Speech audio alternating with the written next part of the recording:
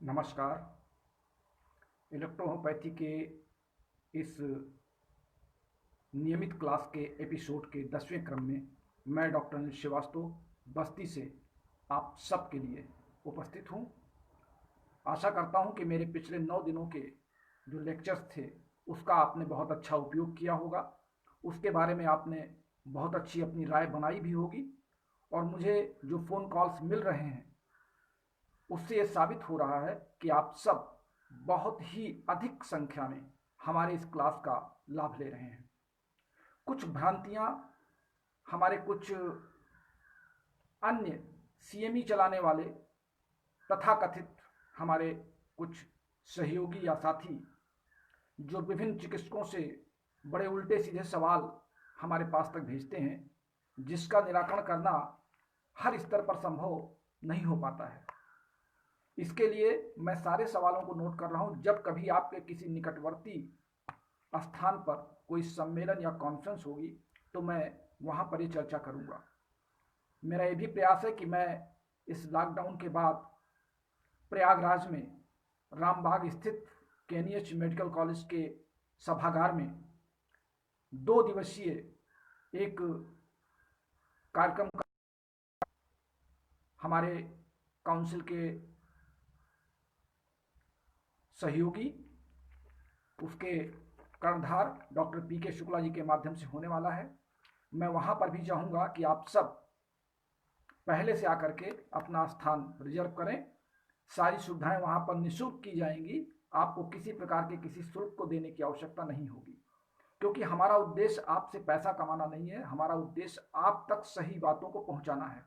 हमारे कई विशेषज्ञ वहां होंगे। अभी समय नहीं निश्चित नहीं है, उसकी सूचना हम आपको व्हाट्सएप के माध्यम से भी दे देंगे। आइए हम आगे बढ़ते हैं, कुछ महत्वपूर्ण बातों पर चर्चा करते हैं और इस समय का सदुपयोग करते हैं।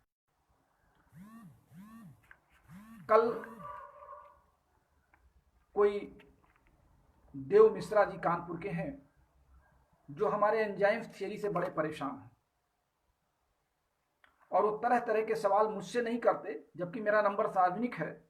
वो एक दूसरे डॉक्टर से कह करके उनसे हमारे पास व्हाट्सएप पे अपने मैसेज भिजवाते हैं।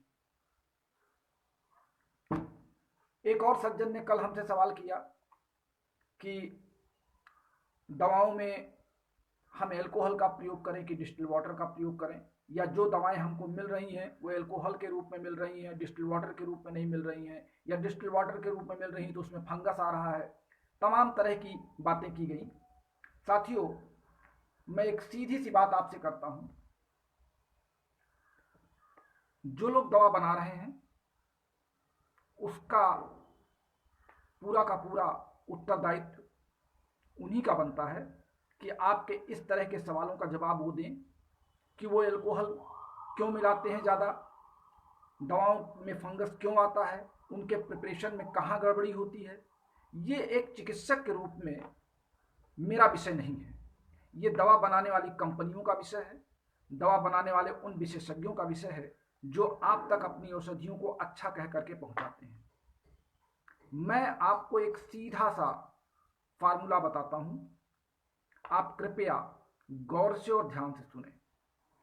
आज से 36 साल पहले जब मैं रमाशंकर जी के संरक्षण में था, वहां पे हम अपने सभी साथियों के साथ, जिसमें डॉक्टर सविता थी, डॉक्टर अशोक शुक्ला थे, डॉक्टर सोम गुप्ता थे, ये कई साथी मिल करके जब हम लोग रमाशंकर जी के संरक्षण में थे तो वो जो अपनी दवाएं मंगाते थे, चूंकि वो पटना में उनके पास इतने संसाधन थे कि वो इटली और जर्मनी से अर्क मंगाते थे और फिर उसका फ्रैक्सेशन करते थे, उसको तोड़ते थे अपने यहाँ पटना में अपने घर पर, और वहाँ से वो कानपुर ड्राम में भर भर के, पहले कांच के ड्राम आते थे, अब तो प्लास्टिक के ड्राम आने लगे हैं, छोटी वाली जो शीशी होती है उसमें वो मंगाते थे।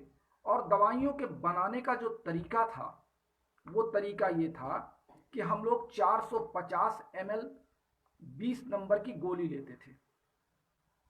20 नंबर की, सबसे महीन सरसों के दाने से थोड़ी सी बड़ी होती थी।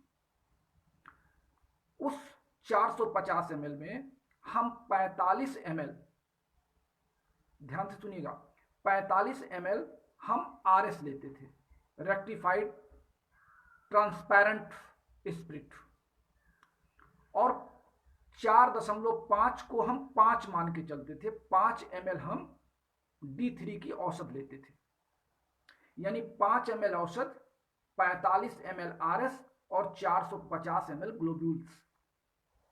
हम इसको आपस में मिला करके बोतल को खूब हिलाते थे।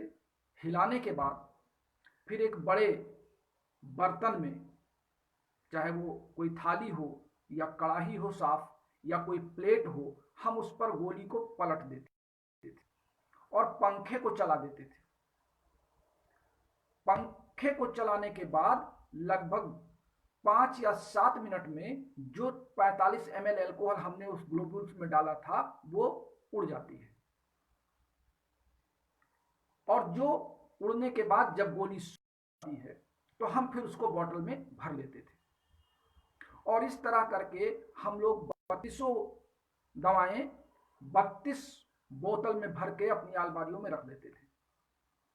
उनमें से हम दवाएं निकाल करके 1 औंस 2 औंस 100 ml अपनी डिस्पेंसरी पर रखते थे। बताया जाता था, तो हम लोग जब दवा बनाते थे, जब रमाशंकर जी हम लोगों को पर्ची देते थे तो उसमें लिखते थे वो कि S1/20, L1/10, F1/25। अलग बॉडी कॉन्स्टिट्यूशन को देखते हुए, रोगी की शिकायतों को देखते हुए हमको समय कितनी एंजाइम की मात्रा अधिक पहुंचानी, कहाँ पे एंजाइम्स की मात्रा कम पहुंचानी है, किसका कार्य ज्यादा है किसका कार्य कम है, वो सारी शिकायतों को सुनने के बाद, मंथन करने के बाद जो दवा बना देते थे पर्ची, फिर हम लोग उन गोलियों से उतनी उतनी गोली गिन करके हम 100 ml डिस्टिल वाटर लेकर के उसमें उतनी गोलियां डाल देते थे हर प्रिस्क्रिप्शन की, और फिर उसको हिला देते थे कस के। जब गोली घुल जाती थी तो हम उस पर मार्क करते थे कागज से या मार्कर पेन से, और निशान बनाते थे और रोगी से कहते थे कि आपको इतनी दूर की दवा निकाल के 1 कप पानी में आपको इसको सुबह पीना है, फिर इतना शाम पीना है, इतना दोपहर में पीना है, इतना रात में पीना है। जब हमारी 100 ml की गोली खत्म हो जाती थी तो हम घर से फिर ले आते थे, और जब घर में खत्म हो जाती थी तो हम फिर उसी प्रोसेस से बना लेते थे। कहने का तात्पर्य यह है कि हम एल्कोहल को दवा के साथ गोलियों के अंदर जाने का एक माध्यम बनाते थे कि दवा हमारे उस ग्लोब्यूल्स के अंदर तक पहुंच जाए। 5 ml दवा 450 ml ग्लोब्यूल्स के लिए पर्याप्त होती थी, और आज भी वही पर्याप्त है। अब चूंकि ये प्रोसेस लंबा है, 20 नंबर की गोलियां बनाने में और उसको सुखाने में फिर उसको दिखाने में लोगों को ये बड़ा कठिन काम लगता था। इसी तरह की दवाइयों का उत्पादन, इसी तरह की दवाइयों का सप्लाई पहले लोग करते थे। कुछ लोग बनी बनाई जर्मनी से इसी तरह ले आते थे, उनको उस पर विश्वास अगर होता था। तो आज बदलते युग में आपने क्या किया, आपने वही प्रोसेस बदल दिया। आपने कहा हम इसको डिस्टिल वाटर, पहले एल्कोहल में बनाना शुरू किया आपने। तो जब आपने एल्कोहल में हम 450 ml ग्लोब्यूल्स लेते थे, आज आप 450 ml एल्कोहल लेते हैं और उसमें आप 1 ड्राम दवा डाल देते हैं और उसको हिला करके आप सप्लाई करते हैं। सप्लाई कैसे करते हैं? जो आप 1 पाउंड दवा बना लेते हैं, जो लोग बनाते हैं, 3-4 लोगों के बनाने के तरीके से मैं विधिवत परिचित हूं, जो बनाते हैं उसमें से वो क्या करते हैं, फिर 1 CCRS ले लेते हैं 100 ml की या 30 ml की, और उसमें जो 1 पाउंड दवा वो बना के रखे हैं उसमें से वो 10 बूंद या 9 बूंद गिरा करके अपना काम चला के सीसी पैक करके आपके घर पहुंचा देते हैं। तो अब देखिए, अगर आपकी दवा एल्कोहल में डाली गई है, एल्कोहल की मात्रा बढ़ा दी गई और इतनी ज्यादा बढ़ा दी गई कि दवा की मात्रा का प्रतिशत उसमें 1/1000 हो गया या 1/2000 हो गया, तो स्वाभाविक है कि एल्कोहल का परसेंटेज ज्यादा है। जब आप उसको दवा के रूप में इस्तेमाल करेंगे तो आपके शरीर में जाकर के एल्कोहल के लक्षण जो आपके शरीर में उत्पन्न होने चाहिए वो दिखाई पड़ेंगे। उससे आपको ईचिंग हो सकती है, शरीर में छाले पड़ सकते हैं, मुंह में छाले आ सकते हैं, कब्ज बढ़ सकती है, सरदर्द हो सकता है, जी मचला सकता है। मैंने ऐसे प्रमाण, ऐसे लक्षण अपने ही रोगियों में देखे हैं, क्योंकि एक बार मैं भी एल्कोहल वाली दवा कहीं से पा गया था। तो मैंने तत्काल जब कई रोगियों ने इस तरह की कंप्लेंट किया तो मैंने फिर उस कंपनी के मैनेजर से संपर्क किया फोन पे। मैंने कहा आपकी दवाओं में अल्कोहल का प्रतिशत बहुत ज़्यादा है और मैं इन दवाओं का प्रयोग नहीं कर सकता। मेरे ही अनुरोध पे उस कंपनी ने, नाम नहीं लूंगा और न ही मुझसे नाम आप पूछिएगा, मेरे ही अनुरोध पे उस कंपनी ने फिर डिस्टिल्ड वाटर में दवा बनाने का प्रक्रम आरंभ किया और आज उस कंपनी की दवाएं भारत में सबसे ज्यादा चल भी रही हैं। क्योंकि मैंने आपसे स्पष्ट किया कि मैं किसी कंपनी का रिप्रेजेंटेटिव नहीं हूं, ना मैं उनका एजेंट हूं, इस नाते ना मुझसे आप नाम पूछेंगे। मुझे उनकी अच्छी दवा लग रही, मैं वही इस्तेमाल कर रहा हूं। आपको जिसकी अच्छी लगे, अगर बस अच्छे और बुरे का सब प्रश्न सिर्फ रोगी बताएगा कि आपको उससे लाभ हो रहा है कि नुकसान हो रहा है। जब आप डिस्टिल वाटर में डालेंगे तो डिस्टिल वाटर आपके बॉडी पर जाकर के, चूंकि एक स्वाभाविक सा फार्मूला है कि शरीर की 95% वाटर का ही काम है, शेष 5% में आपके शरीर की कोशिकाएं, ऊतक और सब कुछ है। क्योंकि जब व्यक्ति मरता है तो आप देखते हैं कि वाष्प के रूप में, धुएं के रूप में शरीर समाप्त हो जाता है और जीव भार आप सबने जो विज्ञान के विद्यार्थी रहे या जीव विज्ञान के विद्यार्थी रहे वो जीव भार जानते होंगे।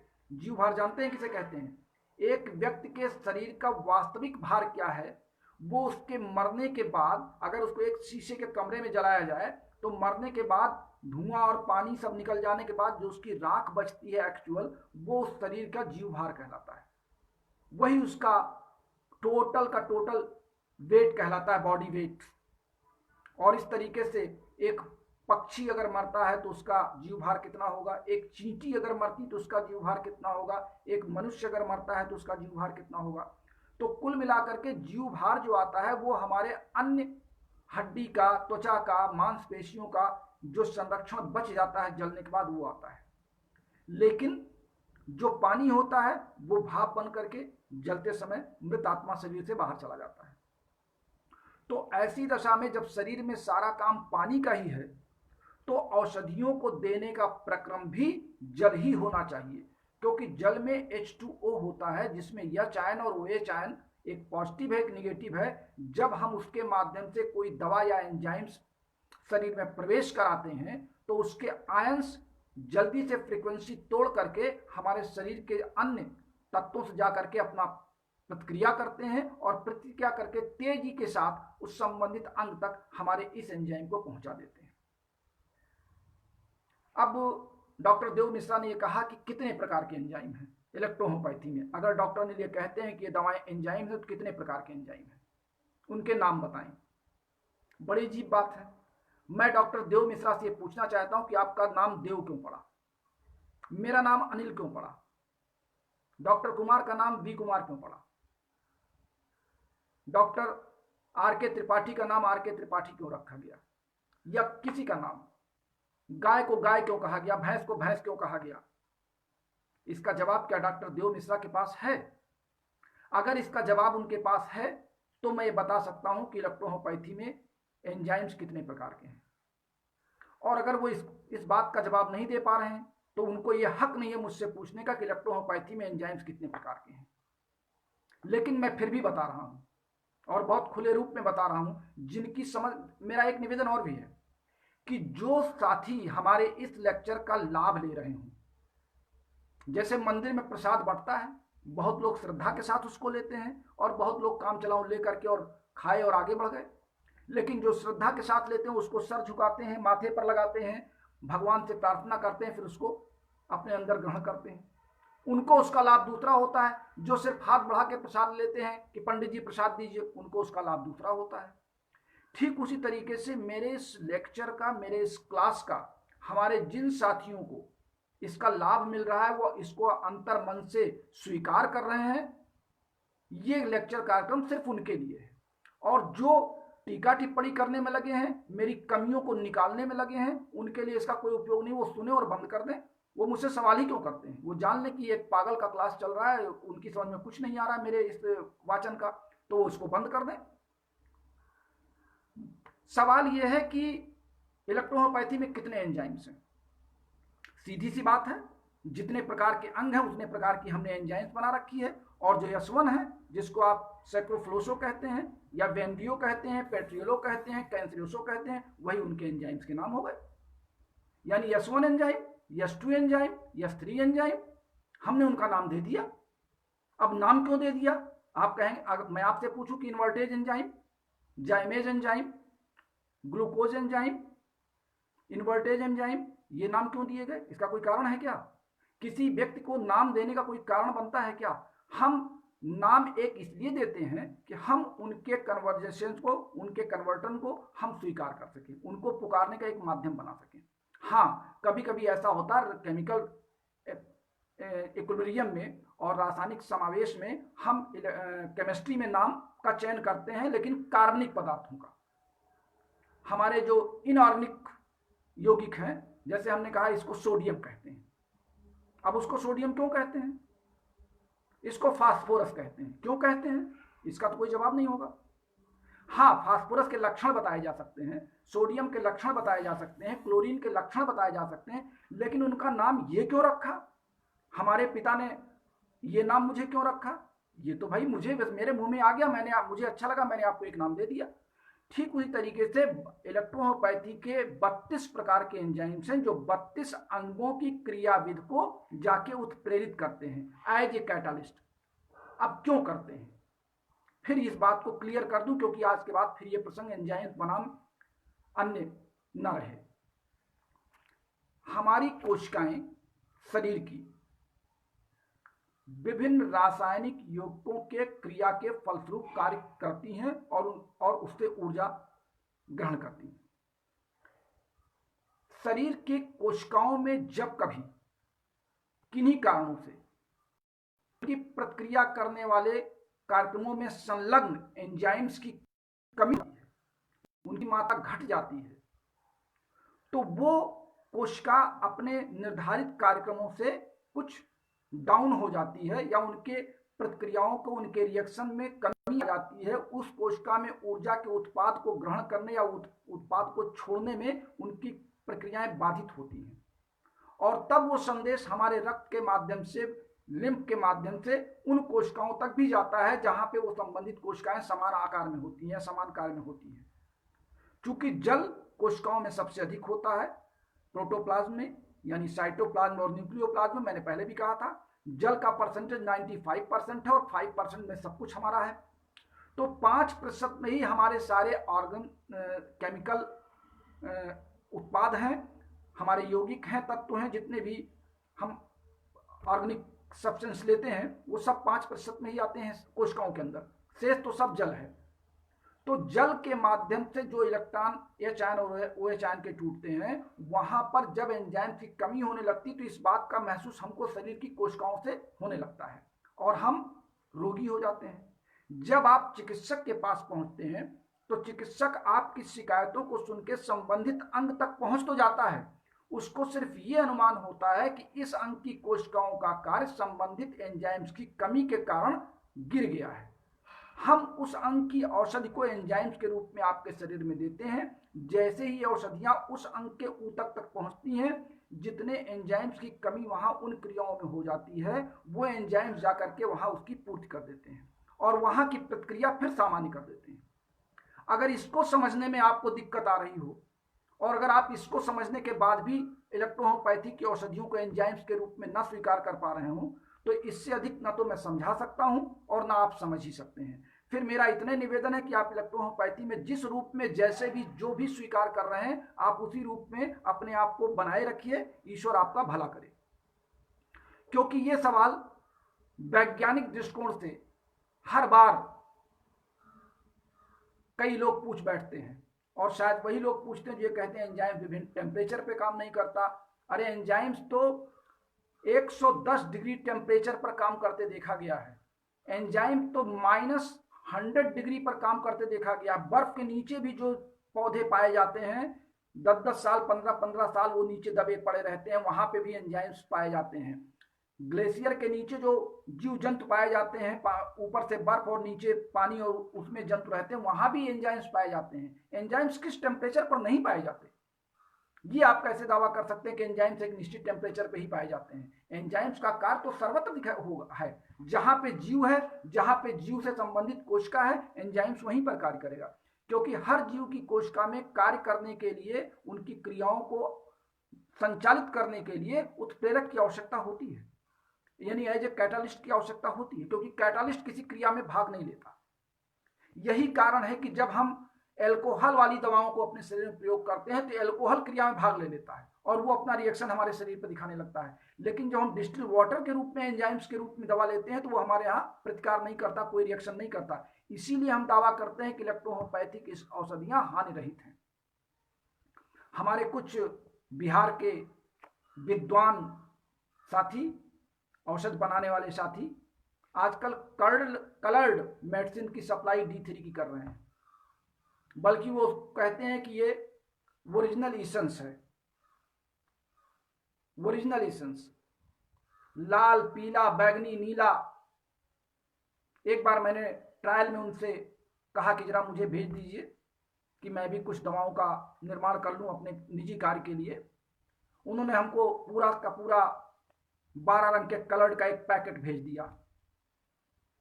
अब बड़े ताज्जुब की बात है कि जब मैं कह रहा हूं कि इलेक्ट्रोहोम्योपैथिक दवाएं रंगहीन, गंधहीन, स्वादहीन होती हैं, और सबसे बड़ा ताज्जुब यह है कि जो लोग इस तरह की दवा का निर्माण कर रहे हैं वो डॉक्टर रमाशंकर जी के समय भी थे और उनके साथ काम में भी थे।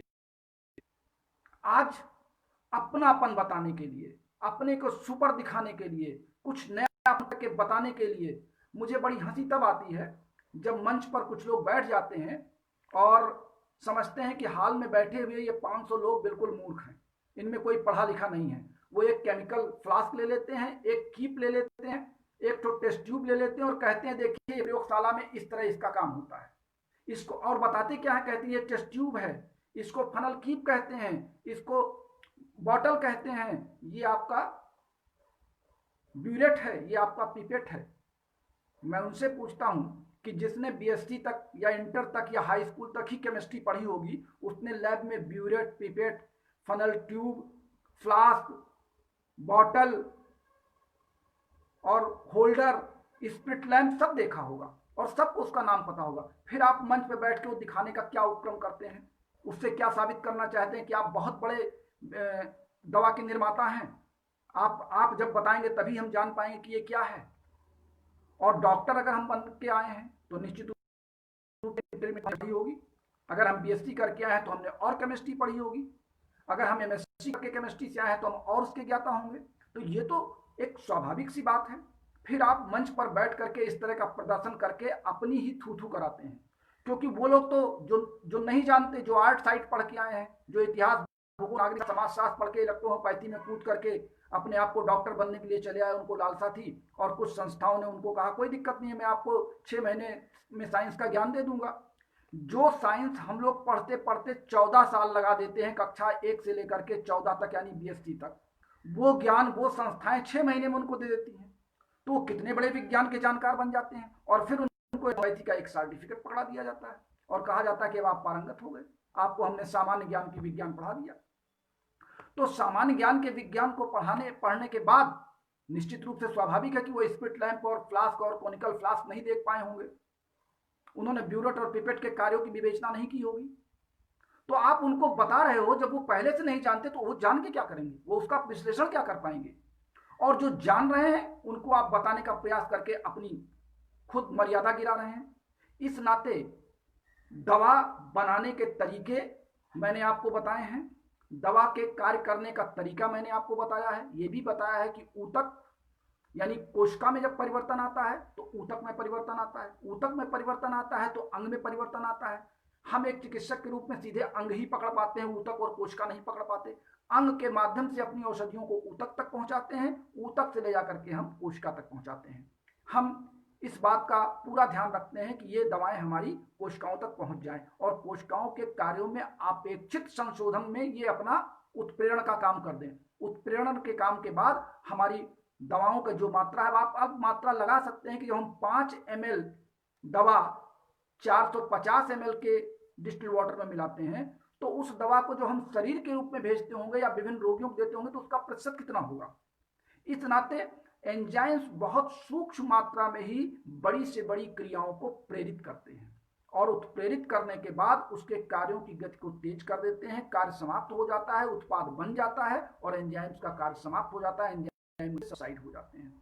वो इतनी अल्प मात्रा में होते हैं कि वो शरीर को नुकसान पहुंचा ही नहीं पाते, वो शरीर को रिएक्शन कर ही नहीं पाते। कल एक सज्जन ने बहुत अच्छा हमको सलाह दिया कि आप कुछ नामी ग्रामी डॉक्टरों के नाम उन्होंने हमको बताए, प्रयागराज के और बनारस के, कि ये लोग सिंगल मेडिसिन का प्रयोग करते हैं अपने यहाँ रोगियों के लक्षण को देखते हुए और अन्य किसी पेटेंट मेडिसिन को वो हाथ तक नहीं लगाते, कोई भी चेकअप नहीं कराते हैं और बहुत ही सीनियर डॉक्टर्स हैं वहाँ के। ये बात बिल्कुल सत्य है। बहुत बड़े बड़े अच्छे चिकित्सक अन्य चिकित्सा पद्धतियों में किसी पेटेंट मेडिसिन का सहारा नहीं लेते। वो अपनी प्रैक्टिस अपनी दवाओं के द्वारा, अपने दिमाग के द्वारा, अपनी एक दवा दो दवा जो भी उनको लगता है उसको लिख करके वो रोगी को देते हैं और रोगी उनका ठीक होता है।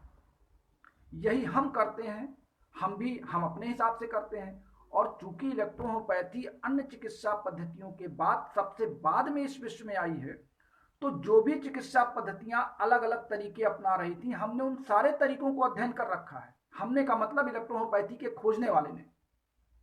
इलेक्ट्रोहोम्योपैथी के निर्माण के समय अन्य चिकित्सा पद्धतियों के कमियों के बारे में, उनके प्रोसेस के बारे में, ये सब कुछ जानकारी मैटी जी को थी। मैटी जी ने उन सारी विधाओं की कमियों से अपने आप को अलग करके एक नई प्रणाली जागृत किया, जिसमें उन्होंने कहा ये 32 औषधियां, ये 32 अंग इनको देंगे तो इनका कार्य ऐसे होगा और ये ठीक करेंगे। इलेक्ट्रोहोम्योपैथी के रूप में अब आपको हम एक चीज और बता दें, क्योंकि हो सकता है कि लॉकडाउन खुलने के बाद मेरे पास इतना समय ना रहे।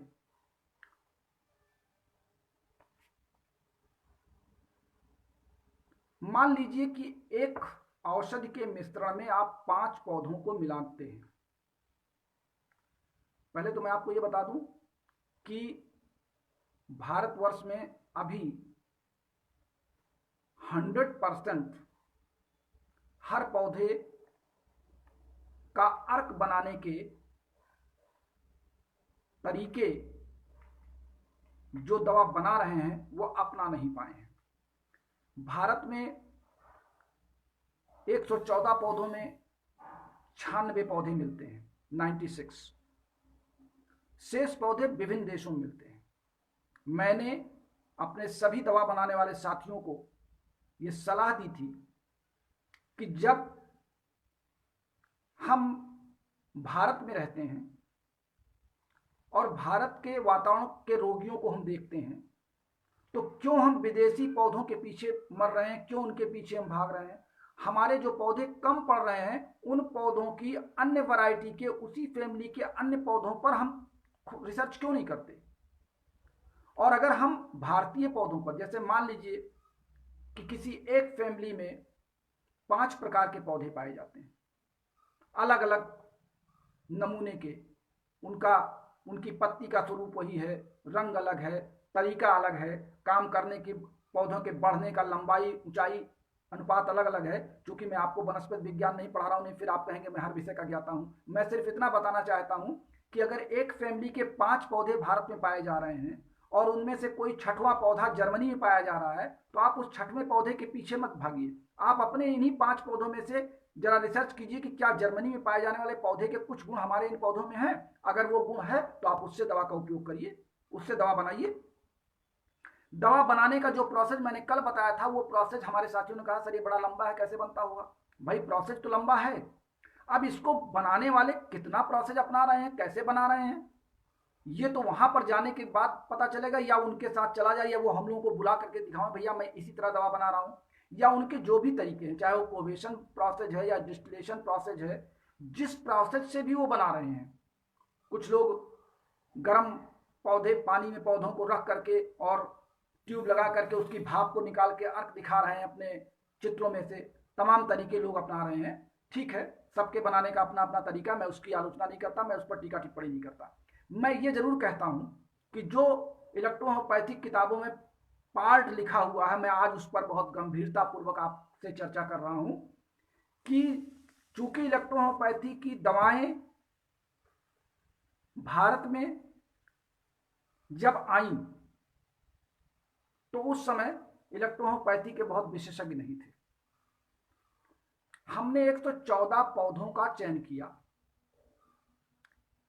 हमारे सहयोगी या हम ये कहें हमारी सीनियर पैथी, नाम लेना कोई अच्छी बात नहीं है, हमारी सीनियर पैथी ने अपने पुस्तकों में, अपने मैट्रिया मेडिका में मान लिया कि उन्होंने 1000 पौधों का चयन किया और हमने उन 1000 पौधों में से 14 पौधों का चयन किया।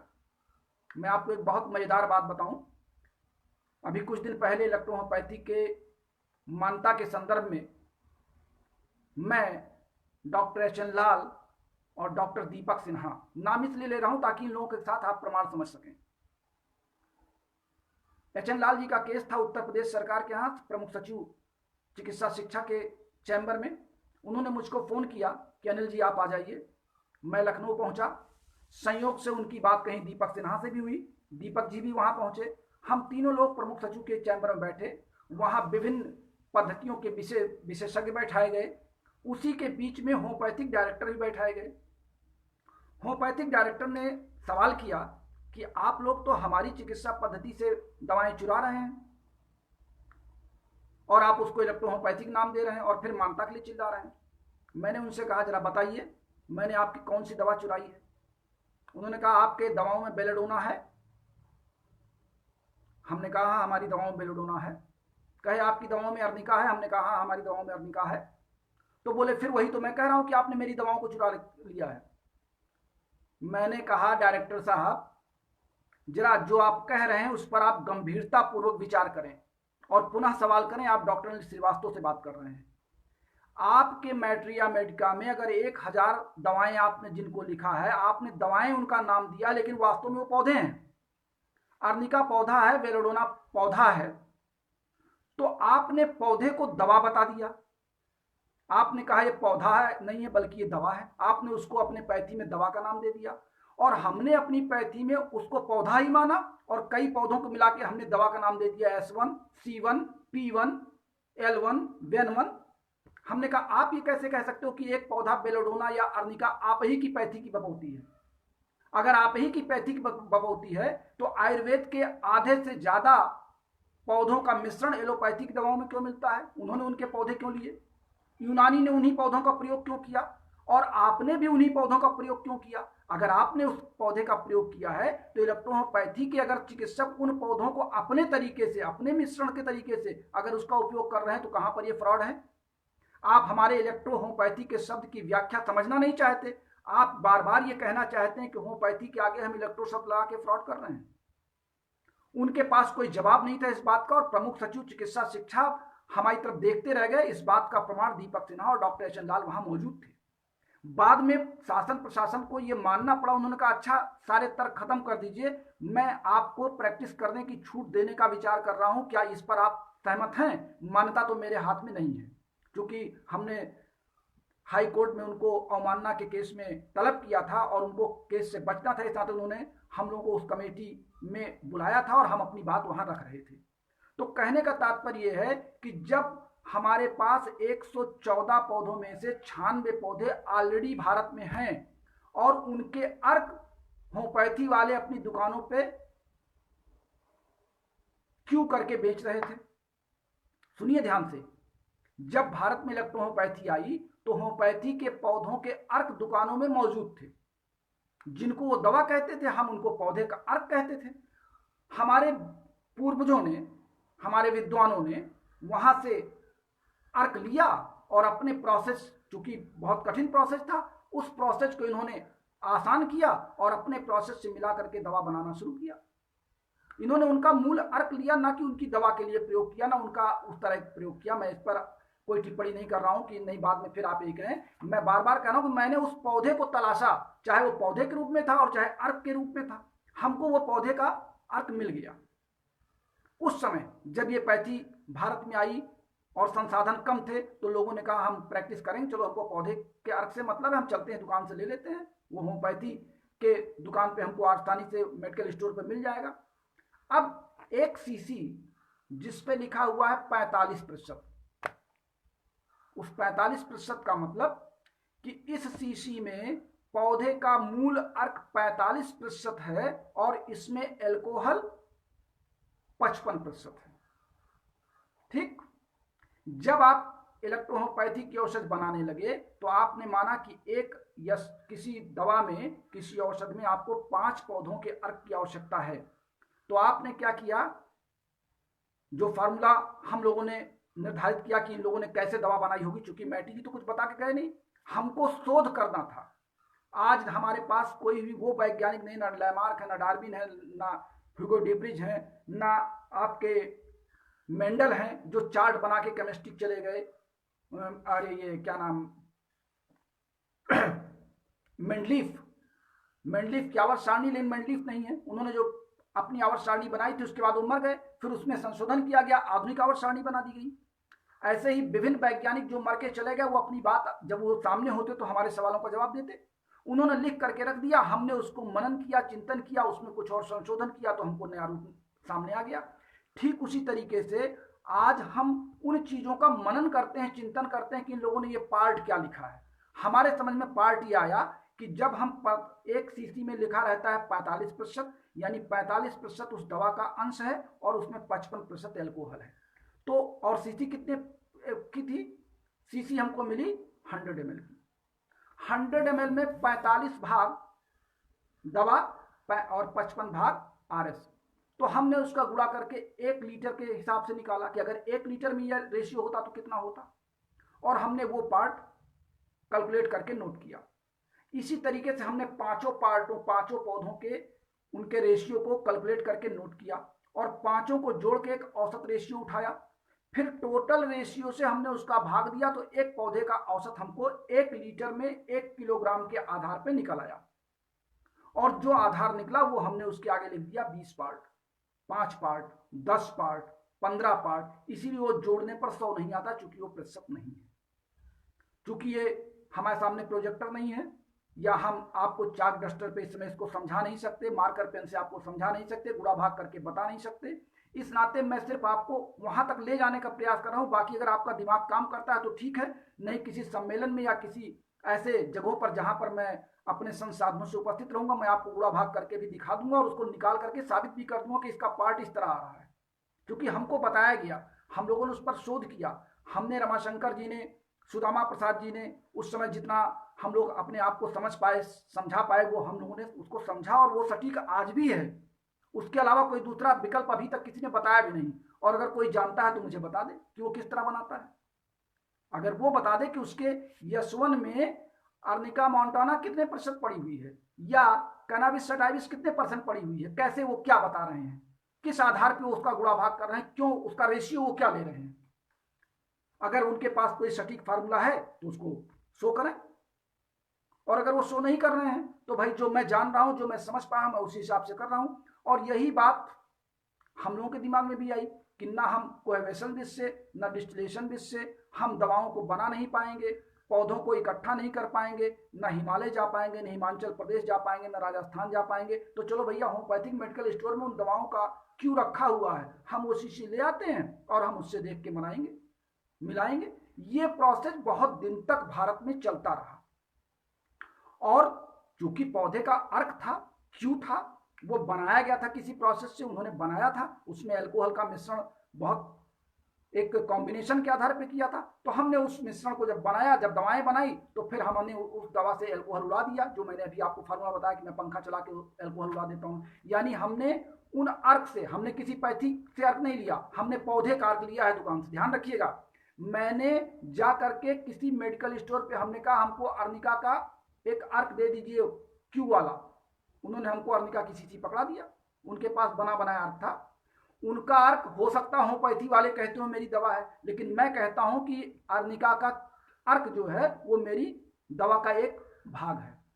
इस नाते ये कंफ्यूजन ना हो कि मैं होम्योपैथी की दवा यूज कर रहा हूं, मैं भारतीय पौधे या विदेशी पौधों के अर्क को इस्तेमाल कर रहा हूं। मैं किसी पैथी की दवा इस्तेमाल नहीं कर रहा हूं, मैं अर्क इस्तेमाल कर रहा हूं। और पौधे किसी भी पैथी की बपौती नहीं है, पौधे किसी पैथी के लैंडमार्क नहीं है, पौधे हर पैथी के लिए हैं, हर पैथी के चिकित्सकों का उन पर अपना अधिकार है, उनसे शोध करने का, उनसे दवा बनाने का, उनको अपनाने का, उनको ट्राई करने का। इस नाते ये जो प्रतिशत निकाला गया, ये 1000 ग्राम और 1 लीटर डिस्टिल वाटर के अनुपात में प्रति पौधे का टोटल औसत निकाल करके गुणा भाग करके वो पैरा फिट कर दिया गया। हर पौधे में अलग अलग तरीके के परसेंटेज थे एल्कोहल के, किसी में 35%, किसी में 65%, किसी में 22%। हमने उसको उठाया और देखा और निकाल करके फिट कर दिया। इस पर एक बहुत अच्छी किताब सुदामा प्रसाद जी ने लिखी है, उनके पास इसकी विधि भी है। और जो लोग हम लोगों के इस फार्मूले का विरोध कर रहे हैं, मैं उनसे कहता हूं ना कि आपने कोई भी दवा बनाई है तो मान्यवर किस आधार पर बनाई ये हमको बताइए ना, जरा हम भी उस पर ट्राई करें कि हो सकता हमारा फार्मूला गलत हो। देखिए, इलेक्ट्रोहोमोपैथी में या विज्ञान में या किसी विज्ञान में कोई भी व्यक्ति इस बात का कतई दावा नहीं कर सकता कि वो सर्वोपरि है। डॉक्टर अनिल श्रीवास्तव अपने ज्ञान को आपको बता रहे हैं, अपने आप को सर्वोपरि नहीं बता रहे हैं। मैं वही बता रहा हूं जो मेरा अपना 36 वर्ष का अनुभव रहा है। आप क्या कर रहे हैं आप भी बताइए, मैं आपके कार्यों का मनन करूंगा। जैसे आपने हमको एंजाइम्स से टोका, मैंने एंजाइम्स के अपने सिद्धांत आपको फॉलो कर दिए। अब अगर आपको मेरे इस सिद्धांत के आगे कुछ और कहना है तो आप अपना प्रस्तुत कीजिए। हो सकता है कि कल को 5 साल बाद, 10 साल बाद मेरी बात आपको स्वीकार ना हो, आप कोई नई चीज खोद करके ले आओ। मैंने कल आपके जैव ऊर्जा का व्याख्या कर दिया, आज मैंने एंजाइम्स की व्याख्या कर दिया कि एंजाइम शरीर में जाके कोशिकाओं में कैसे फिट होते हैं। क्योंकि हर कोशिका में प्रोटीन होता है, प्रोटीन से एंजाइम बनते हैं, एंजाइम कोशिकाओं के हर कार्यों को न्यूक्लिक में जाकर के उसका प्रतिक्रियान करता है। और अगर एंजाइम्स की मात्रा कम होने लगी तो कोशिका बीमार हो जाती है, फिर हम दवा के रूप में एंजाइम्स वहां पहुंचाते हैं, कोशिका में फिर एंजाइम्स की पूर्ति बराबर हो जाती है और कोशिका स्वस्थ हो जाती है। एक सीधा सा फार्मूला है, इसको ना समझना ना बताना क्या इसमें प्रोसेस है। हाँ, अगर आपको, मैं फिर अपने उन तमाम साथियों से, पूरे देश के इलेक्ट्रोहोमोपैथिक वैज्ञानिकों से जानना चाहूंगा कि अगर इलेक्ट्रोहोमोपैथी की औषधियां एंजाइम्स नहीं हैं तो आपको जो भी लगता है आप उसको भी हमें बताने का कष्ट करें। आप पूरा पैराग्राफ लिख करके या किताबों के पन्ने पोस्ट करके हमको भी समझाने का प्रयास करें। हो सकता है मैं आपकी बातों से सहमत हो जाऊं, मैं अपने शब्दों को वापस ले लूं, मैं अपने सिद्धांत को वापस ले लूं, मैं अपने सिद्धांत को कबाड़ में फेंक दूं।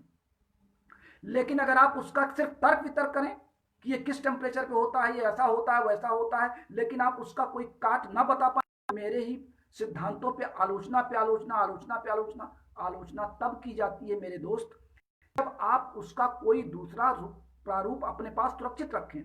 आपने कल जैव ऊर्जा की प्रारूप मुझको दिया कि ये जैव ऊर्जा है, मैंने जैव ऊर्जा का फॉर्मूला बता दिया कि ऊर्जा हमारे शरीर में जाकर के एग्रावेशन करती है, कोशिकाओं में अतिसंचार करती है, और अतिसंचार करने में हमारे शरीर में लक्षण डेवलप होते हैं। आदमी दुबला पतला होता है, ऊर्जा पाता है, मोटा हो जाता है, मांसपेशियां बढ़ जाती हैं। तो वो दवा थोड़ी है, वो औषधि थोड़ी है। हम तो निर्माण कार्य करने में लग गए, यानी जैव ऊर्जा को देके हम तो शरीर की कोशिकाओं का निर्माण बढ़ा रहे हैं, उनकी कोशिकाओं का विभाजन करने में लग गए। हम दवा के रूप में रोग कहाँ ठीक करने में लगे। तो कहने का तात्पर्य यह है कि मैं जो बता रहा हूं अगर आपकी समझ में आता है तो बहुत अच्छा। मैं अपने आप को विद्वान नहीं मानता, मैं किसी पैथी के सिद्धांत को चैलेंज नहीं करता, और ना ही मैं किसी पैथी से अपनी पैथी की तुलना करता हूं। मैं तो अपनी बात आप तक बता रहा हूं, आप इसको समझें, मनन करें, सीखें। और जहां पर अभी मैंने नाम की बात भी बता दी कि एंजाइम्स के नाम कैसे रखे गए, तो आज के सारे जो कल तक के प्रश्न मेरे पास आए थे वो मैंने सारे के सारे आज आपको दूर कर दिए। इलेक्ट्रोहोमोपैथी में सिर्फ और सिर्फ ये पौधे की जो औषध के रूप में हम लेते हैं ये एंजाइम्स हैं। एंजाइम्स जाके हमारे शरीर की कोशिकाओं की कार्य क्षमता जो घटी हुई है वहां पे as a catalyst, as a उत्प्रेरक ये कार्य करते हैं। उनके कार्यों में फिर समावेश हो जाता है और उस सामान्य स्थिति में आ जाते हैं। ब्लड लिम्फ हमारा फिर प्रॉपर चैनल में पूरे शरीर की कोशिकाओं और ऊतकों में दौड़ने लगता है। जब कोशिकाएं स्वस्थ हो जाती हैं तो ऊतक स्वस्थ हो जाते हैं, जब ऊतक स्वस्थ हो जाते हैं तो अंग स्वस्थ हो जाते हैं। दवाओं के बनाने का तरीका भी मैंने आज आपको बता दिया संक्षेप में। मैं समझता हूं कि इलेक्ट्रोहोमोपैथी के हर क्षेत्र में हमने कुछ न कुछ टच किया है। आज मेरा ये 10वां क्लास था। अब मैं 2 दिन क्लास नहीं लूंगा, कल और परसों मैं विचार करूंगा, मंथन करूंगा और आपके फोन कॉल्स पर नोट्स तैयार करूंगा। फिर यदि आवश्यकता होगी तो मैं आपके बीच फिर उपस्थित हूंगा। अगले क्लास तक के लिए आप अपने इस प्यारे दोस्त डॉक्टर अनिल श्रीवास्तव को इजाज़त दीजिए, विदा दीजिए। अगर मेरे पिछले 10 दिनों के किसी लेक्चर में आप तक पहुंचने में या आपको समझाने में या आपके मान सम्मान में मेरे द्वारा कहीं पर कोई अपमान किया गया हो तो मैं उसके लिए आप सबसे क्षमा चाहता हूं।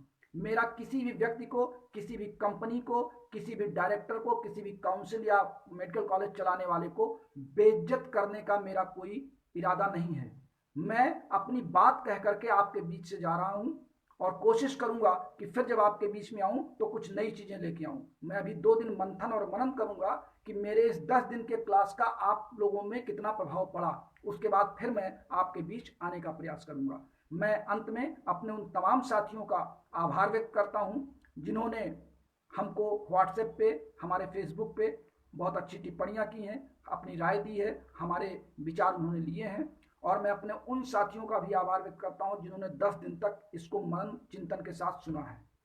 मैं अपने सीनियर्स का सम्मान करता हूं और जूनियर को प्रेम करते हुए आप सबसे विदा चाहता हूं। बहुत बहुत धन्यवाद। नमस्कार। आप सबका दिन मंगलमय हो। मैं डॉक्टर श्रीवास्तव, बस्ती उत्तर प्रदेश से, दीवानी कचहरी रोड, नेशनल हाईवे के करीब मेरा निवास है।